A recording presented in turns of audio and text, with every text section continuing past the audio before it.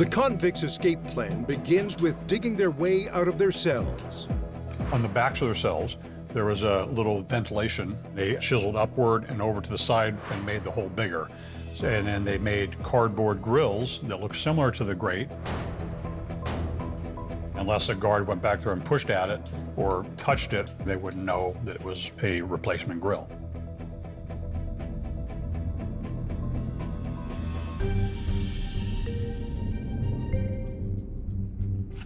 Family members would say about John and Clarence, they were the MacGyvers of the 1950s. They took spoons and they made chisels out of it. They made a drill out of a vacuum cleaner motor. They made a homemade flashlight. And they made life preservers. So John and Clarence were cells next to each other. While one was working on the back of his cell, the other one was keeping watch. Frank Morris and Alan West did the same thing.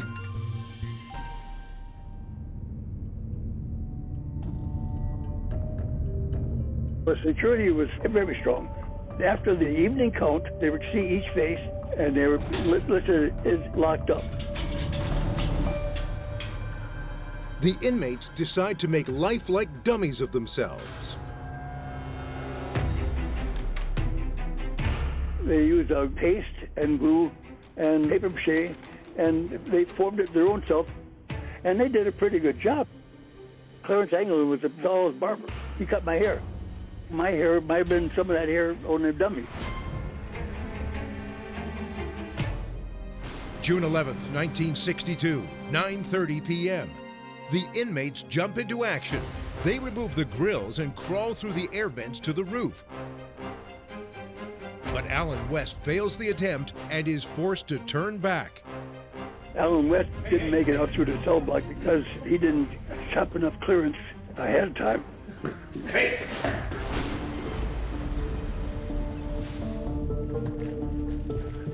A couple minutes after 10, there was a loud metal bang. The guard said it sounded like somebody hitting their hand against a 55-gallon drum.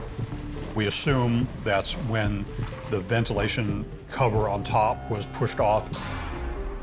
Once on the roof, Morris and the Anglin brothers collect a raft that they had hidden there days earlier. They made the raft out of more than 50 raincoats and inflated it with a small concertina, which was used as an improvised bellows. They came up with the idea how to create a raft out of raincoats, how to create life preservers. There was no accountability of prisoner raincoats. A prisoner could go get a raincoat, the next day he can go get another one. They ended up using maybe 30 or 40 raincoats. They went to the northwest end of the building, and there's a stovepipe there.